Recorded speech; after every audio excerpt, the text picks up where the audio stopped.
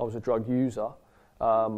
Basically, when I fell away again, I became a drug dealer. And rather than just destroying my life and those closest to me, I ended up wrecking the lives of hundreds of people, if not thousands. I never had peace. I'd go on lovely holidays. I had a nice little sports car thing, and everything you could kind of want from a materialistic point of view. And yet I was frustrated, angry, and unfulfilled.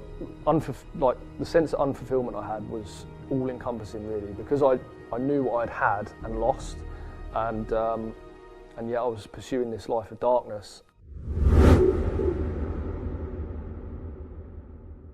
Yeah, hi, my name's Calum. I'm from a little town just outside of London. I'm here today on God's Heart TV, basically to share my testimony.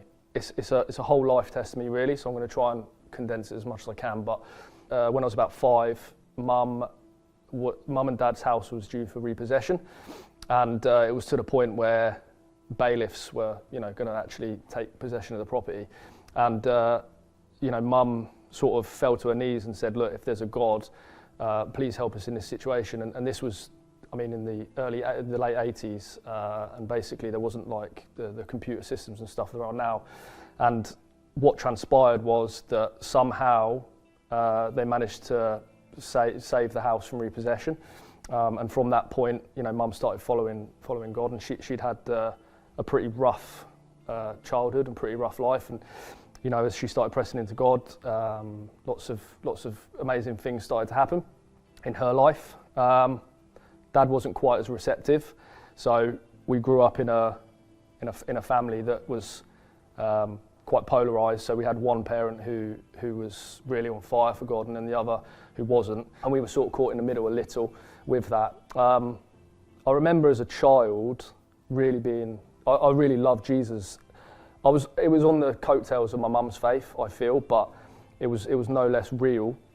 I remember I must have been 6 or 7. I was praying for other kids in the school and things, and trying to baptise them in the Holy Spirit and stuff. Not that I really knew, obviously, what that was per se, but so I had a genuine interest and a passion for Jesus at that point. But as I started to get older, the environment I was in terms of the church and things like that, and I'm not knocking the church I was in, but all I saw really as a kid was some kind of dusty old people, not hymns and hard pews, and there wasn't really a lot of life.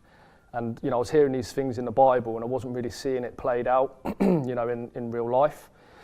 So as I started to get older, I remember, me and my brother would do things like I hid in a cupboard for 8 hours one day just to avoid church, and we popped out feeling quite proud of ourselves, and it turned out it was a Saturday, so we'd spent the whole day in a cupboard trying to miss church, and it was the wrong day.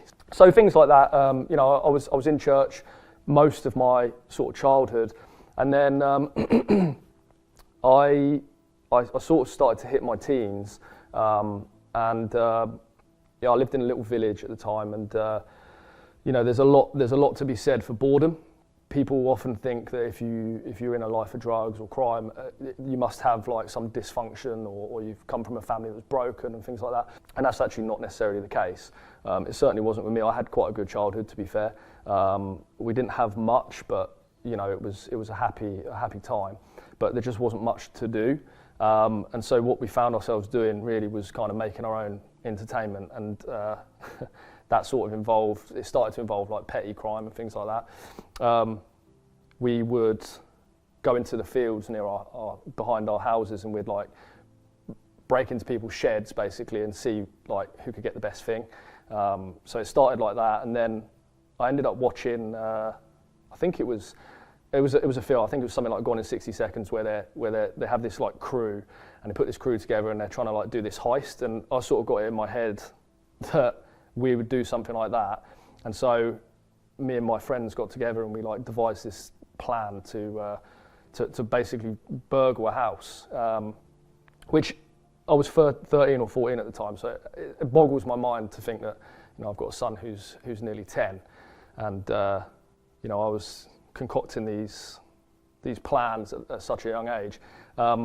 from really no negative influence that I can really think of, and other than the films and stuff, I guess. So there is a lot to be said about what we watch. So at the age of, I think I was 14, going on 15, and my brother was 13, we actually burgled a house in our village. We took like DVDs and some alcohol and things like that. And that sort of started a downward spiral, really, because it was fun. We didn't really see the damage, that this lifestyle was already beginning to cause people. It was just like a kind of instant gratification thing, something to do because, we didn't have anything else to do. I never really struggled at school. I remember, all my sort of peer group was really stressing about the GCSEs, and I never revised. And I got A's and B's, and then didn't really know what to do. And I kind of fell into the sixth form, just because I hadn't really made any plans. But at this point, in my sort of life outside of school, I had started to, the old cliche, I started to sort of mix with the wrong people. And again, there is a lot to be said. If there's any parents watching this, I would encourage you to, without being overbearing, watch and be aware of who your children are hanging around with, even online and stuff now as well, which wasn't really a thing, when I was growing up.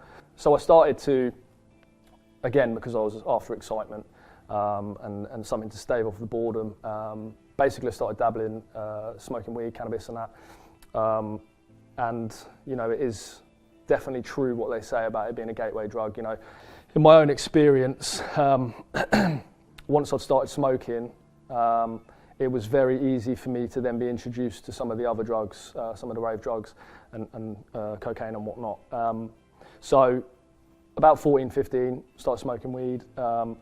And then around that lifestyle, I was hanging out in a certain estate in the town that I was at, and there was a one particular guy. I won't mention his name, but he was probably the main negative influence in my life at that time. And ironically, I actually knew him from previously because we used to go to the same church together as kids, and he'd obviously totally gone off the rails, and so had I. And then we, met up again, which may or may not have been a coincidence, because the devil does have schemes, that he wants to, use against us to try and get us off our path. So met up with this guy, and aside from the drugs, he introduced me into like stealing cars and things like that. So we'd do that, we'd steal cars a couple a week probably for a little while, and then we'd joyride and then end up, just putting them in a field and setting them on fire to kind of, do away with any of the evidence, fingerprints and things. And we thought this was hugely entertaining. Again, not really thinking about the cost to other people. And actually, just to emphasise that point, we were in a village and there was a party going on, and we decided we were going to rob a car, and there was a particularly old car, one of the Rover Metros next door, and so we stole this car, and there was loads of pieces of like bodywork and stuff in the back, so we just threw them in a hedge and did what we did, and I think we crashed into a wall, set it on fire, and really thought nothing more of it.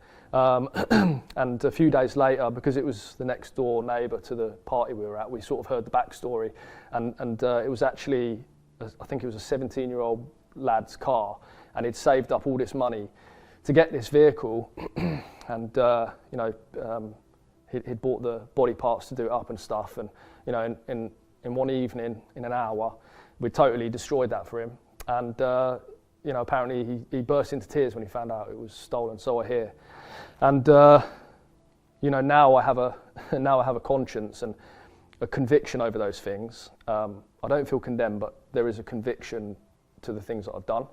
Whereas before, my heart was so callous. Like, I actually think I laughed about it at that point, and I really didn't care about anyone but myself. Actually, some of the photos here. So that's me, and this is some of my friends. My brother's back there as well.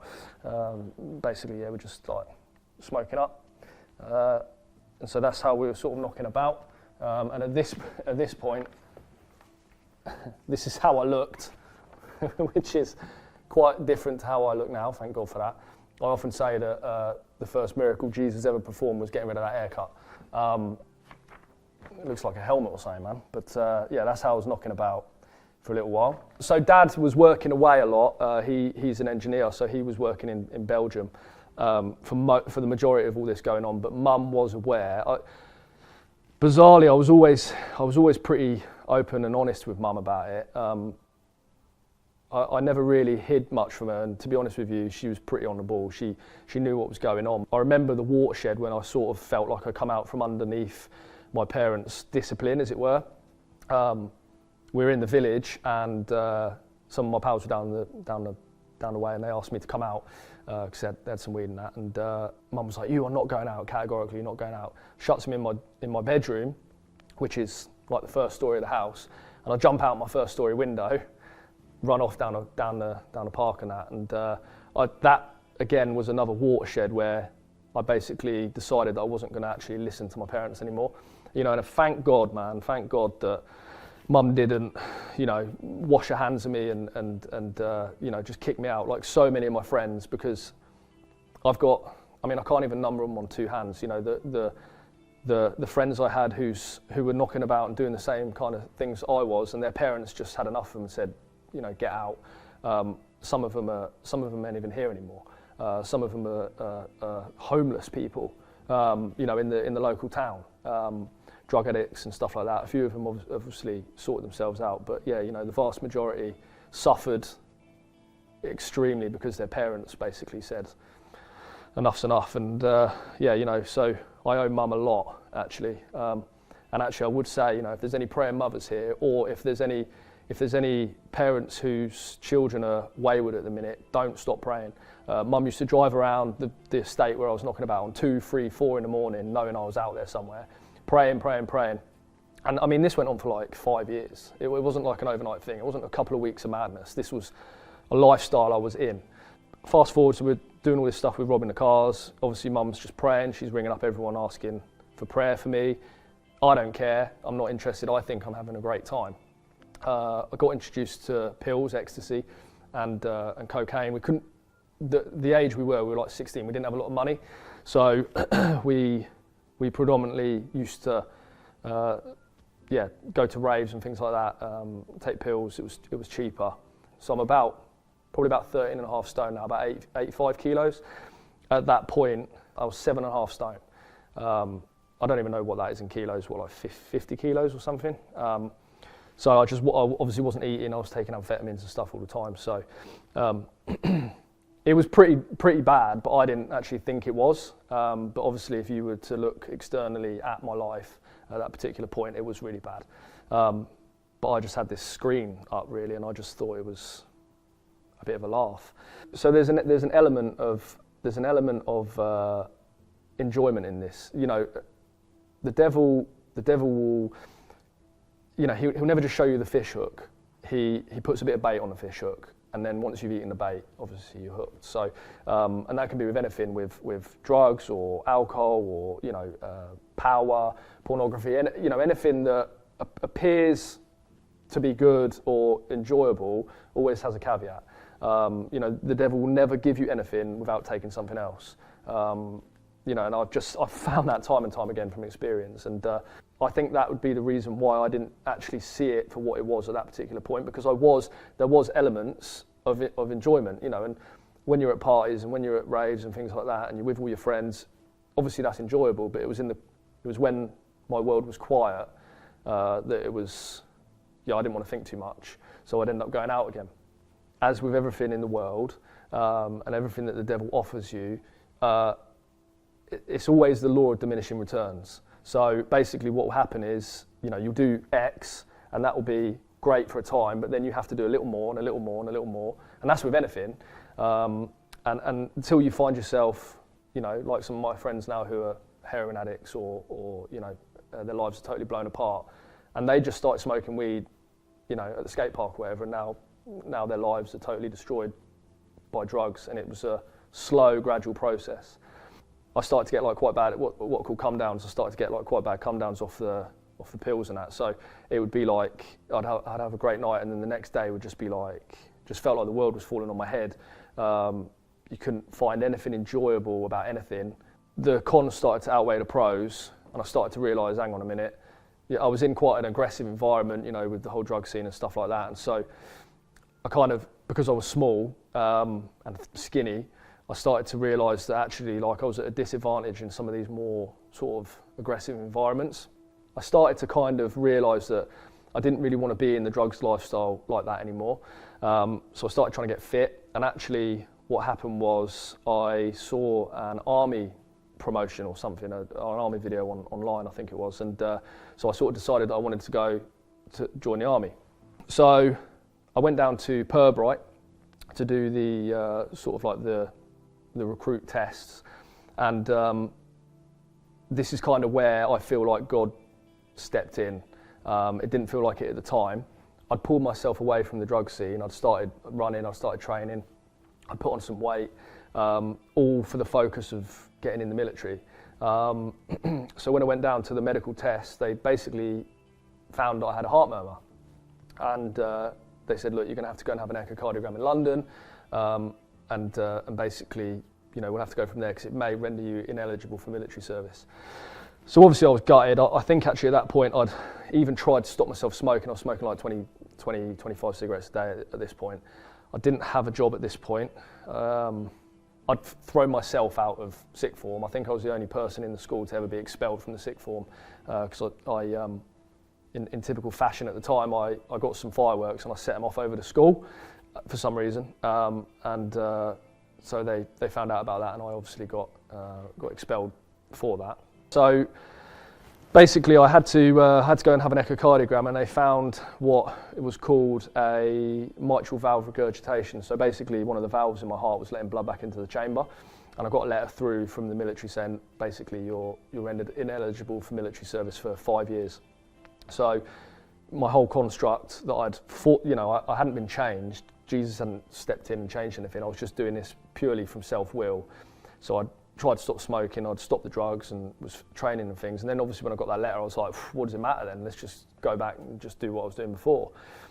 And at this point, mum had been, obviously she's in the background doing her thing, bless her. And in 2002, she'd been to Skoan. She'd been to the synagogue in Nigeria and seen some crazy stuff happen out there. And basically she said to me, this was early 2007, she said, why don't you go out to this place and get healing? And obviously I didn't believe a word of it, and I really thought it was a load of nonsense, and I was like, nah, you're all right, thanks, I think I'll be okay. And she said, well, look, me and your dad will pay for it, why don't you just go out and see what happens? And I thought, what's the worst that can happen? I'll get to go out and see another country and that, and experience some stuff, and I'll come back and just see what happens. It all got organised for me. I didn't really have to do anything. And this is where God used the fact that I had a mitral valve regurgitation because if I didn't have that need, I would have never considered to go.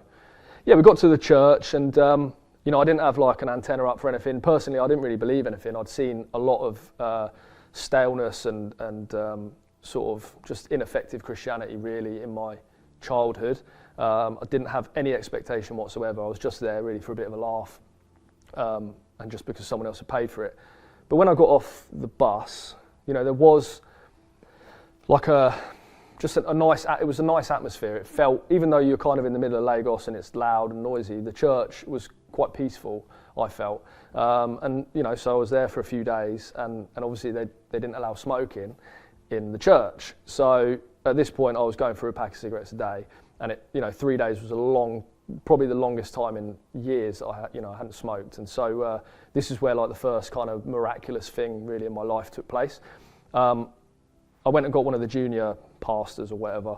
I don't even remember whether it was a woman or a man or anything really. And I just said to him, look, I need a cigarette. So someone needs to sort me out, like finding one please. And they said, well, we don't smoke on church premises. So I said, look, I was fairly blunt about it. I said, look, if you don't find me a cigarette, I'm going to go out there and I'm going to go and find one from someone in the street. And he goes, why don't I just pray for you? You don't need to smoke anymore. And I was like, all right, mate, fine. Yeah, let's do that.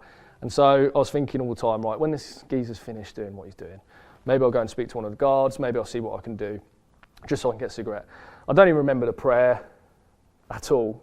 It was probably a minute long, but it's so mad. All I know that when he stopped praying, I didn't need to smoke anymore. And so that was August 2007, and from that day to this, I've never had a cigarette since. Never smoked anything since, vapes or nothing. And it just went.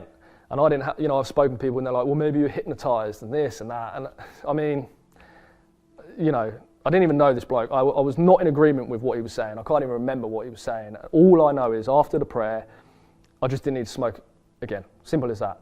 And so after that, I went and sat down and I was like, right, there's something going on here because this is very strange.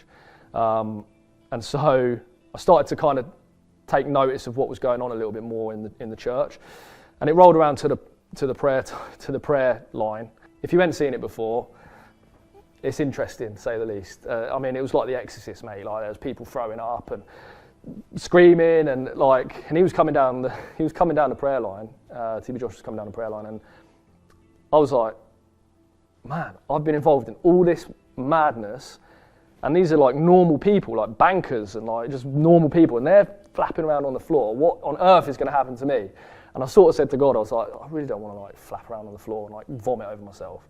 And God's so gracious because he'll always meet you where you are. And he knew I probably couldn't handle that at that point. So the prophet, he sort of come up to me, and the way I describe it, he put his hand on my shoulder. He didn't really, I don't think he even said anything, but how I kind of describe it is like if you look at you shouldn't look at them, but if you ever see the end of a welder's torch, it's like a purple light. Basically, I didn't see it, but I kind of felt it in my chest. And I just felt so clean, man. Like it wasn't overwhelmingly powerful or anything like that necessarily, but yeah, I just felt this like spark in me, and I just felt clean. And then he moved on, and I thought, well, I've had a touch there, so I haven't rolled around or anything, and something was different. And I remember just going to bed that night, and I just slept it's probably the best sleep I've ever had in that place. Like it was just so peaceful. And I woke up in the morning, and I remember from my youth trying to read the Bible, and if you've ever been in Leviticus or Numbers or something like that, I mean, it's pretty hard going. And so I was just like reading the Bible like I was like devouring it, man. Like I was reading it and it was all making sense. It just felt like the Bible had sort of come alive, really, because prior to me having the actual real encounter with the living God, as it were, it had always been like dusty religion, and it had always been faith on the coattails of mum. So when she was trying to read the Bible to me, it always kind of felt impersonal and not really relevant, and just a chore to read. It was just difficult to read. I mean, I remember reading Acts, and I was like, "What is this guy talking about?" And the transformation in my thinking and how, because the Bible, I believe, the Bible can be read as a book, or it can be read as the Word of God. And the difference is, people can read the Bible with their mind, or you can read it with your heart. And when you read it with your heart, that's when it has power, and that's when it comes alive. Because the Bible, it's a mad way of saying it, but like as you're reading the Bible reads you, kind of thing. And so that's basically what I found started to happen. As I was reading the Bible, I was in Proverbs a lot, and I was like, man, this is making so much sense. Like, and it felt so applicable to my life, whereas before it never really had. So I come back. I got picked up from the airport by my dad, and he literally thought he'd picked up the wrong bloke at the airport, because I went from, I was literally smoking a cigarette as I said goodbye to him, no doubt. And I come back, I stopped smoking through no act of will on my own. It just got taken, and I used to swear every other word, and again, it wasn't like I had to try to stop swearing. It just fell out of my vocabulary, and that's the transformation power of being with God. When you spend time with Him, and when you're in the secret place with Him, things as a natural consequence that are not of Him can't stay in the light, and they fall away. And it's not you trying to be a better person. There's a lot to be said of the difference between personal improvement, which is a man-made thing, like a humanistic thing, and being transformed by God. The only thing you have to do for that, I feel, is you just have to press in to seek relationship, and everything else comes as a byproduct of that relationship. It's not biting your lip to be better. That's what I found anyway. So yeah, like just to quantify that, I got home, Dad was perplexed, my friends were thinking I was, some of them thought it was amazing, some of them thought I was brainwashed or something, and I just didn't care, man. I was reading my Bible like all day. It was summer when I got back, and I was in a field where I lived, and I was just walking around praising God and reading the Bible and shouting and being generally quite loud. And the owner of the field come along, this quite aggressive bloke, and he sort of comes right up to me, "What are you doing in my field?" And I sort of start walking towards him with obviously a kind of crazy looking grin on my face, and I was like, "Oh, I'm just reading my Bible, mate, I'm just praying, is that all right?" And so he starts backing away and getting into his car. He's like, "Yeah, you can read your book, mate, no problem." Looking at me like I'm absolutely lost or something, and that was kind of how I found myself being in every situation, every interaction I was having with people. I could see the connection. Like, you could always bring God into the situation, whereas before I never realised that was like a thing. And it's amazing, and I know it's real and it's brilliant, but we have a part to play in this. It's not just, I feel like sometimes people think, oh, say the sinner's prayer and then you're good to go, you're sweet for the rest of your life. That's not actually how relationship works. Like, it's a day by day communion with God. The same as a relationship on earth, really, to be honest, in that respect. You have to maintain it, you have to, you have a part to play. It's not, you're not just passive in the situation. It says in the Bible, my people perish for lack of knowledge. And I had a real and tangible experience with the living God, and it radically transformed my life. However, there was still elements of the Christian walk that I didn't understand, and one of those specifically was grace. So what I found was I was in this place where I didn't want to sin. I didn't want to, do anything that grieved God's heart. But what I didn't understand was that His grace is sufficient. So I wasn't in conscious sin, but every time I had a thought where I felt like, it was a sinful thought, or I did something that I felt displeased God, I'd sort of chastise myself, and I'd give a certain amount of time to penance, I guess, to make myself feel better and feel that God had forgiven me. So if I had a bad thought, I'd spend, say, half an hour apologising to God. And as you can imagine, you do that sort of 5 or 6 times in a day, it can get pretty boring and quite stressful. I'd basically swapped my relationship for religion. And that is a big problem in the church today. People have swapped relationship for religion, and this is why most people walk around like dry sticks, because they haven't got the reality, they've just exchanged it for a list of do's and don'ts. And let me tell you, there is no power in a list of do's and don'ts, and it is boring.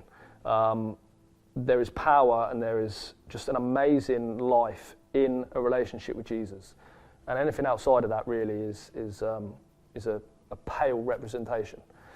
And so I basically exchanged the reality for a pale representation because of what I didn't understand. I didn't understand grace. What I found was, even though I had this experience that totally transformed everything, I ended up falling back into the world. And it's mad to me to think now that even though I had the knowledge of the truth, I still managed to go back to that. And, that's more common than people think. People have a real, genuine experience of Jesus and they end up getting pulled away. And I've seen it countless times. People have an amazing encounter and they don't maintain it, or, life comes and their walk withers. And like it says in the Bible with, when your house is swept clean, and then that thing comes back and brings 7 of its friends, basically, and you're worse off than you were before. And I found that to be very true in my case. So prior to going to synagogue and having that experience, that encounter with Jesus, I was a drug user. Basically, when I fell away again, I became a drug dealer. And rather than just destroying my life and those closest to me, I ended up wrecking the lives of hundreds of people, if not thousands, over the course of time that I was involved with it. I never really took drugs again, but I become like a money man. I wanted to have finance basically, but I was earning £3,000, £4,000, £5,000 a week, and for like a 21, 22-year-old kid, that's quite a bit of change. I still knew God was real. I'd read Psalm 91 before I went to bed, like trying to protect me or something, and so I kind of knew the reality of God, and yet I was in this lifestyle, and so I had my sense of right and wrong and the truth and the lie was just warring within me all the time, and I was never down, but I was always angry. I never had peace. I'd go on lovely holidays. I had a nice little sports car thing, and everything you could kind of want from a materialistic point of view, and yet I was frustrated, angry, and unfulfilled. Like the sense of unfulfillment I had was all-encompassing, really, because I knew what I'd had and lost, and yet I was pursuing this life of darkness. That lifestyle makes you a nasty person because you're dealing with people who are trying to cheat you. I had people come to my house to try and rob me. I nearly got hit in the head with a crowbar outside my own house. There was a big fight outside my house. People trying to, take advantage, and so you have to become more aggressive than the people who are also in that environment, and you can't compartmentalise your life either. So that bleeds out into every aspect. So you're aggressive with your family members, you're aggressive with your mum and dad and your girlfriend, and because you're sneaky in one area with the drugs, it just bleeds into every area of your life and just makes you generally a nasty person. So this was me in the midst of all of that. Obviously not looking very happy. I was extremely volatile, and to be honest with you, because I was never like really the biggest chap or anything, I had to overcompensate with that by just being hyper aggressive. I would let people run up a tick list basically of money they owed me, and then if they didn't owe me, I'd just run up into the house, kick the door in, just things like that, where I just used to go above and beyond to just prove that you kind of couldn't take advantage. I was incredibly angry all the time. Like I remember, and it's such a foreign feeling to me now, but I used to wake up angry. Like I didn't even know that was possible. Like I'd wake up in a rage. I think that the main feeling I felt throughout all of this was just a sense of unfulfillment, because I knew the truth and I knew God had all these promises for me and all this stuff for me to do, and how that is the ultimate expression of life, doing what God wants you to do, and that's where you find true joy, peace, and all the rest of it. And yet I'd basically sold my birthright, for effectively nothing really, and yet there was an element of enjoyment in those things, and yet it actually wasn't comparable to how I was feeling. Like I felt unfulfilled, frustrated and angry probably most of the time. And I think, one of the things that, especially in today's society, there's this like kind of glamour around this street life, and it's really not like that. The death, the despair, the destruction that goes with this lifestyle that's never really talked about or shown in these films, these gangster films and all of this. Like, I've got, I had a friend, we'll call him Dan. He tried heroin twice, and the second time he overdosed, and he died in a pool of his own vomit in his flat in London, and no one found him for like 20 hours. I've got another friend of mine, he's serving an 8-year stretch in jail for conspiracy to supply Class A. I know guys who are doing 20 years. There's a lot to be said about the pain and the despair behind this lifestyle, and it's very self-centered. Case in point, actually, one of the things that sticks out in my mind from those days was there was a there was a guy who he was a gas engineer and he had quite a lot of money, still lived at home. He started off by buying just like a gram of cocaine a week, and that slowly progressed. I watched his habit grow, much to my, I was happy about that because I was earning more money out of him. So it started as a gram, like on a Friday night, and then it was a Friday and a Saturday, then it was a Friday, a Saturday and a Sunday, and then he started buying an 8-ball, which is 3.5 grams of whatever basically. He was buying one of those a day, 7 days a week, for months. Suddenly he just stopped answering his phone, and I let it slide for a couple of weeks, and then basically I started ringing his number, getting quite irate about it, and eventually his mum answered the phone, and I mean, it's crazy to me now how callous I was. She answered the phone and said, I'll call him James. James has basically had a psychotic episode, drug-induced psychotic episode, and he's in the local mental hospital. And I said, what's that got to do with me? He owes me X amount of money, someone needs to pay it. I said this to the mother of the child who, through my actions, had been put in a mental hospital. And I did not care.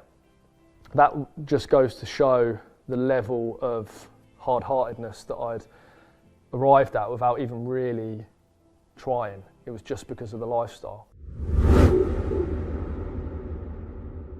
So this sort of carried on in a similar vein for a while, and it got to the point where, obviously, Mum, bless her, she had been over the moon when Jesus found me, and then I turned my back on him, got worse than I was before. So obviously she was a bit upset about it. I was always upfront and honest with Mum, and we started getting a little bit too in your face with things, and we ended up getting raided by the police. I think my brother woke up to, I think it was 3 or 4 firearms, police officers around his bed. He got taken to the local jail. So Mum had a dream at this time, and she said, I feel like, I've had a dream, Theo's behind barbed wire, but it was like you were on a motorbike and it was like the Great Escape and you jumped over the barbed wire and like drove off. And I said, listen, either we're both going down or neither of us is gonna. Not a couple of weeks after that, I had a call from I think it was the lady who was in charge of the investigation, or my lawyer or someone, and basically they said, look, we're dropping the case against you because of insufficient evidence. And to this day, I don't understand how that happened, because my fingerprints must have been on all the scales, the bags and everything else. There was no text correspondence linking me to anything in the property, but there was for Theo. And basically it was a text message linking him using his name to his phone that ended up being the catalyst that got him the conviction.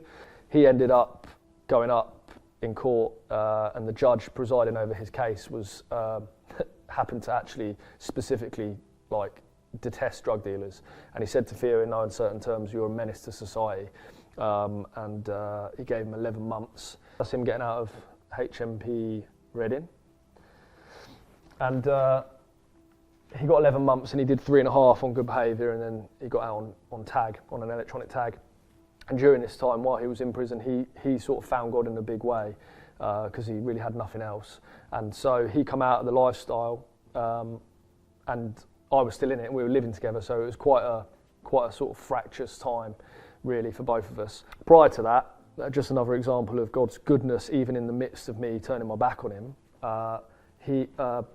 There was a time we had to go, and we had a customer who wanted something, and Theo was going to go and drop it off to him. And Theo said, "Do you want to come along for the drive?"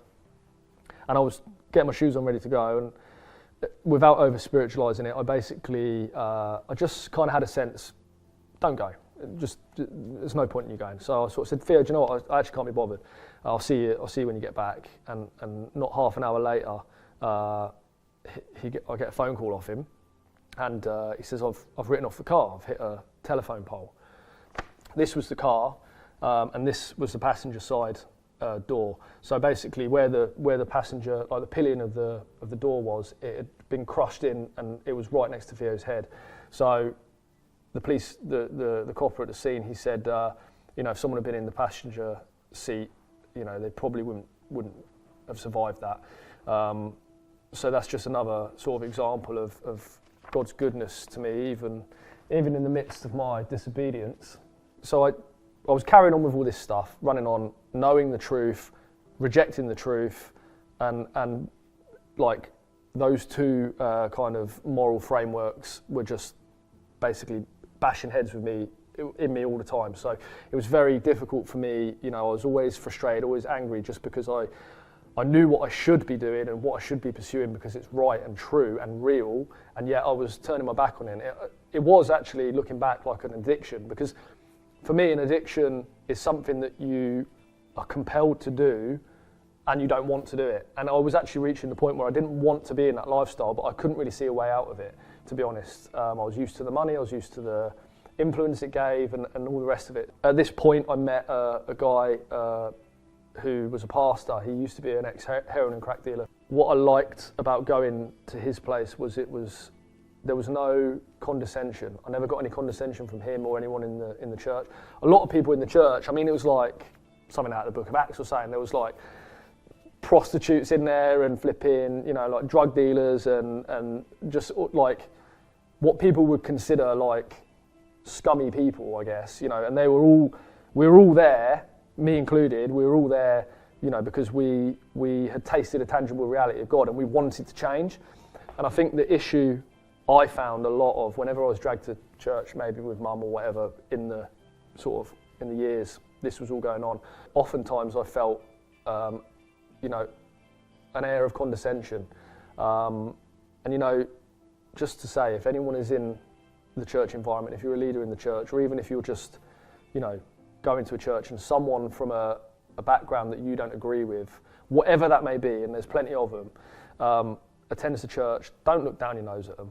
Don't look at them out the corner of your eye. Treat them how Jesus would treat them, because that's effectively Christians is little Christ-like one. We're meant to emulate Jesus. We're meant to be his hands and feet. And if you've got someone coming in the church who's coming in for a legitimate reason because they want hope, and you're giving them a you know, like a sly glance or you know, looking down on them, it's not conducive to them and their walk. And I know this from personal experience, because actually I got quite angry with the church in general, because it just felt like, you know, and some of those very people who were looking down their nose at me, I knew that their kids were involved in exactly the same stuff that I was involved with, and so there was an element of hypocrisy in that as well. We just need to be like Jesus. We need to show people love. It doesn't mean that we accept them like for where they are to stay there. It means that we give them the grace to come as they are and then enable them to change in an environment that's, you know, loving, basically. And so that's what I found at this church. I mean, the hypocrisy in my life at this point is just astronomical. So I'd be in church, here I am, I know God's real, you know, we'd be in the middle of worship, and, you know, one of my customers would be texting me like, oh yeah, I'm out the back, mate. And I'd be like, all right, give me like 10 minutes and I'll be out. So I'll be in worship, you know, giving it Jesus or whatever, and then we go out round the back and I'm serving people up, you know, with whatever they're after. So I was in this parallel universe, really. I was trying to get back to God, and at the same time this lifestyle had this hold on me. And it got to the point where the war within me was so great. I was getting I felt frazzled all the time, because I knew the truth and I was in this lifestyle and I knew they were incompatible. I basically was getting to the point where I knew that I had to make a choice, one or the other. I couldn't continue in the same vein, because it was just making me so frustrated and angry, really. And around this time, you know, God's so good, I just felt like I needed a bit of a kick in the right direction, really. So it was quite out of the blue. I had a dream. I was outside a particular shop in my town, and there was a guy in a car. I mean, I remember all the details so clearly. He was saying to me, oh, you've done something, you've done X, Y, and Z to my son, you like, I don't know, beat him up or something, or whatever else. And as I leant into the car to have an altercation with him, my phone fell into his car, and he quickly slammed the door and drove off. And as he drove off, I woke up, and yeah, I can only really describe this feeling that come over me as like abject terror. I'd never felt anything like it before, and my analytical brain, I was like, why am I feeling like this? Like I was trying to like, that's not a nightmare, that was just like a normal dream. Like this thing totally broadsided me, come out of the blue, and quite frankly, I had no grid for how to process it really. It was such an all-encompassing feeling that I felt like I almost couldn't function really, because it was just so heavy. And so I'm ringing Mum, she's praying for me, nothing's happening. And isn't it funny that, you know, when suddenly something bad happens, we're like, oh, you know, and we run back to God then, but like, you know, Mr. Big Bad drug dealer, until something bad happens, and then you're ringing your mum, trying to get her to pray for you, and that, which I find quite funny now. But so I'm ringing Mum, she's praying, nothing's happening, ringing my pastor, he's praying, nothing's happening. I'm like, what on earth am I going to do? It quietened down towards the end of the day a bit, but it was still in the background, and then I fell asleep, and the same thing happened. So total terror. I remember going downstairs and looking in the mirror in the bathroom, and I couldn't even, it's the weirdest thing, I couldn't even see my eyes. It was like black holes, and it was awful, man. It was terrible, and I didn't know how. It felt very hopeless, and even though it wasn't, you know, it was only 2 days, but it was awful. And so in the gym, we had an upper room where we used to let the church pray. And so I went up there, not really knowing what to do, and one of my brothers in the Lord, this guy called Marky, he started, real man of God, man, and he starts praying for me, and he's got his hand on my chest, can't remember what he's saying, he's praying, and suddenly I feel like I just want to like run out of the room. There's this thing in me saying, run, and I'm like, I ain't going nowhere, I'm standing right here, and literally, as he's praying, this thing just stops, like, literally like turning the tap off. I didn't have to, you know, sometimes if you're fearful or you've got anxiety about something or a situation, you can kind of think, well, actually it's not that bad because X, Y, and Z. It wasn't like that. It just stopped. There was no rationalising it. It just, you know, and I was literally like on my face thanking God, man, because it was like chalk and cheese. I just went from feeling like this to feeling peace, and it was amazing. And I thought, I'm going to switch my phone off for a couple of days and, you know, not, you know, do any of the activities I was getting involved with, because I sort of wanted to thank God or something by not, you know, being a drug dealer for a couple of days. And it's weird thinking, man. But and then I turned my phone back on, obviously, and sort of just carried on, even though I'd had this horrible experience. I mean, even talking about it now, I can kind of feel the kind of the residual feeling of how that felt, because it was such a poignant thing. I was carrying on this lifestyle, and then basically I had a dream, and I was in a prison cell, and I was sitting in the middle of the jail cell, and the door opened up, and I didn't see who had opened it, but in the dream I knew it was Jesus. And I stood up, walked out of the jail cell, picked up. They give you these like little microwave trays of food. I picked it up, and I went and sat back on the chair in the middle of the cell and just carried on eating my food. And I woke up, and it was just so clear. I just knew Jesus was like, look, I'm giving you an avenue out of this. I feel like the dreams that I had where that terror was, it was almost like God was showing me, this is your life without my protection. This is your life without me holding back what you deserve. You know, I mean, that's powerful, bro. Like, even this is how much God loves us. Like, we spit in his face, I spat in his face, after knowing the truth and him setting me free from all manner of stuff, and then I literally turn around and start destroying the very people who are created in his image, turn my back on him, turn my back on my created destiny and my purpose, waste 10 years of time that could have been spent, you know, in his service or in relationship with him, I probably should say. And yet he still was so gracious to me. You know, and the thought blows me away now thinking about it, because it's just, you know, his grace and his mercy know no bounds. And yet, like, people seem to think that's a license to sin, and it's really not. It's just not a license to sin. It's a gift that we should recognise and appreciate and actually act on. So basically, I acted on it. I thought, okay, that dream's absolutely clear. I certainly don't want to be like that. No money or power or lifestyle is worth that feeling. You know, feeling how I was in those other dreams. And so I literally, I just stopped. I rang up the guy who I was buying my sort of bigger amounts of stuff off, and I said, look, I'm getting out of the game really, and within the space of like a day or two, I just wound everything down. And then I got a job on a building site, and I was bumping tiles for a roofer, and it was hot, and it was, I wasn't really used to working too hard. I trained at the gym, but that was like for a couple of hours a day, once or twice a day or whatever. And so this was like 8 hours of hard graft for £70 a day, and the devil, man, was just in my ear every single day, like, you're a mug. You could earn £1,000 from a phone conversation, from a phone call. You could earn £1,000, and here you are climbing up and down ladders on roofs and that for £70. And to be honest with you, it was harder. I feel like I was more tempted to go back to the lifestyle, like the drug dealing lifestyle, than I was ever to smoke again. And so, that took quite a few months really to kind of unpick all of that.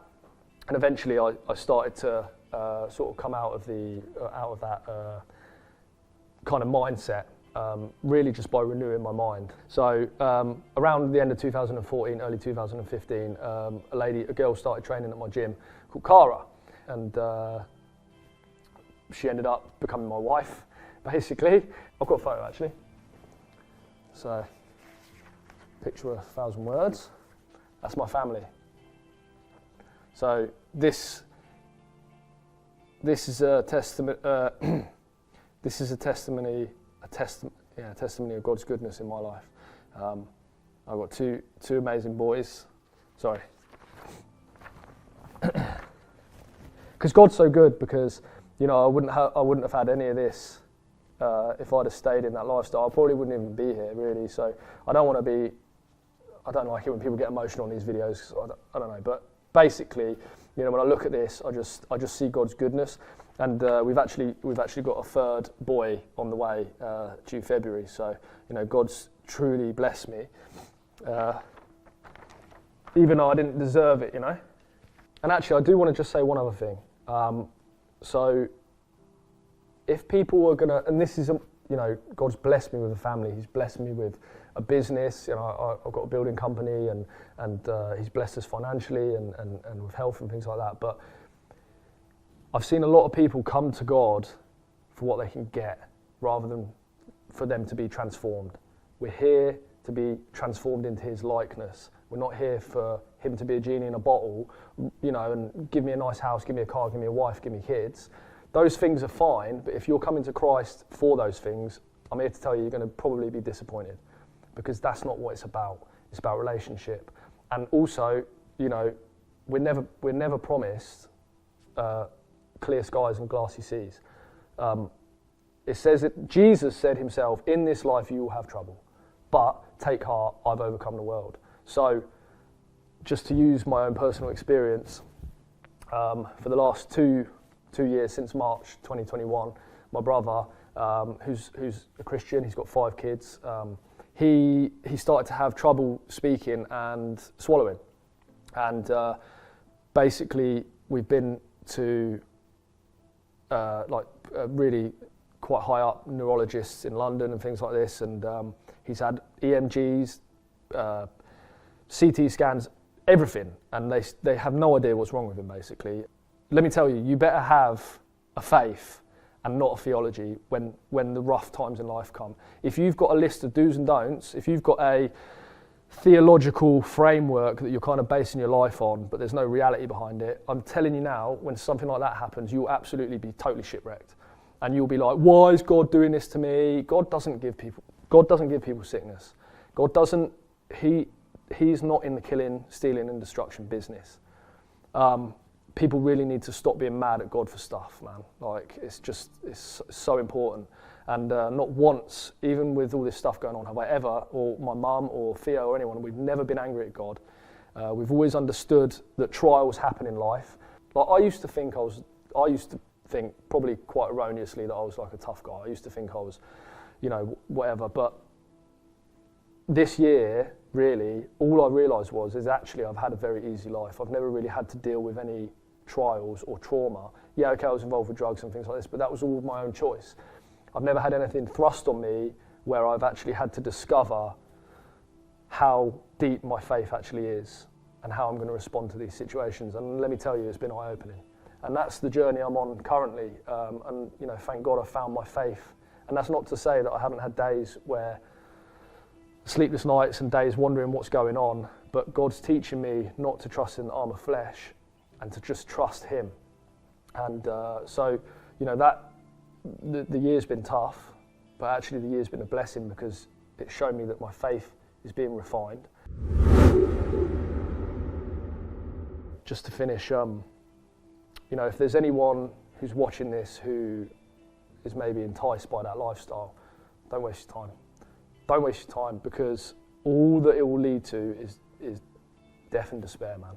Yeah, you might have money, you might have some influence, but it's not worth your peace. And, you know, thank God that He saved me before.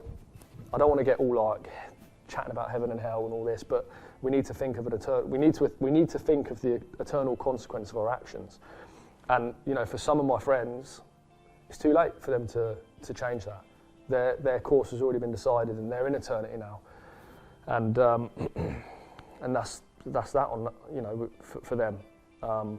So I would say as well, if there's any parents watching and your kids are going through stuff or they're being enticed, you know, by the world, watch their friend group and stay. It's a tightrope you have to walk as a parent, I feel, and Mum did this quite well. She never write your kids off. Never write your kids off if they're going through stuff. But then you've got to walk the tightrope of not enabling their behaviour. It's a very fine line, but it is possible because I've experienced it myself. And don't stop praying. Never stop praying for your kids, man. We wouldn't even be having this conversation if Mum had just said, "Oh, do you know what? This, you know, a year in. Well, nothing's changed. I'm just, you know, I wash my hands of him." I'd be a crackhead, dead. You know, or crackhead or in jail or dead probably. You know, so it's a testimony to God's grace in my life. But we have a part to play. You know, this is why we need to pray. God's not like a puppet master. You know, like we're all marionettes just dancing to His tune. This is the reason why He tells us to pray, because actually our prayers change situations. What my whole story is kind of pointing towards is a couple of things. First of all, it's God's unmerited grace and favour. Like He's predestined us before the formation of the world, man. Like we're valuable to God. He's not like some geezer with a beard on a cloud far away. He's so intimate and personal. To each individual. You know, he would have died on the cross for us, even if it was just one person on earth. Like that's how personal this relationship can be. But we have a part to play, and that's over my whole life. If I look back and kind of, actually the main theme really is when I fell away, or when things started to go wrong in the relationship I had with God. It was never Him. It was always what I was doing or not doing. And that's not a works thing, by the way. Do you know what? The gospel message is so simple, fishermen could understand it. Yeah, like children can get it. It's not hard. Like we press into God, we spend time with Him, we're conformed to His image, and it's literally as simple as that. And then the things of the world fall away. We don't need to try and change, bite our lip to do better. And you know, it says in the Bible, if you seek me with all your heart, you will find me. And I feel like sometimes people forget that all your heart bit. Listen, like, if you had a wife, you wouldn't boast to your friends that you spend 10 minutes in the morning. Like, I spent 10 minutes with my wife this morning. Like, I had a conversation with my wife this morning. Like, but people say, "Oh, I had 15 minutes Bible time with God this morning." Like, that's a good thing. But if we're to treat Jesus as the predominant and most important relationship in our life, 15 minutes reading a Bible scripture isn't really going to cut the mustard, to be honest with you. I'm just talking from personal experience. You have to have that intimate time. You have to I can't remember the preacher who said it, but he said about like not having enough time, so he needed to spend an extra hour of time in prayer. Like that's how important we should place our time, our alone time with God. It needs to take superiority over everything else. And when we seek Him with all our heart, that's when we'll see that our lives are starting to change. And that's taken me like 12 years to figure that out. like, don't waste that. Like, take on board what I'm saying, you know, and if it's been helpful for you, and just realise that, like, we have a part to play, but all our part to play is just seeking God and just being close with him and spending time with him. And then everything else starts to happen as a result of that. And I would encourage as well, you know, like, I feel a real affinity to this ministry and to the guys running it. I would seriously encourage, watch some of the videos, you know, that are already on the platform. There's interactive prayer, there's all sorts of things, you know, and the great thing about God's Heart TV is the fact that it's not just words, it's words with power. And that's the fundamental difference between a relationship with Jesus and a religion. So, yeah, I hope this has blessed someone, even if it's just one person. Look, I come down, I drove 3.5 hours at 5 a.m. to get here. I'm not getting paid for this, yeah? I spent 150 quid worth of fuel to get here because I care passionately about what I'm saying. This is real, and even if it just helps like one person, I'll consider that a win, you know. So yeah, God bless.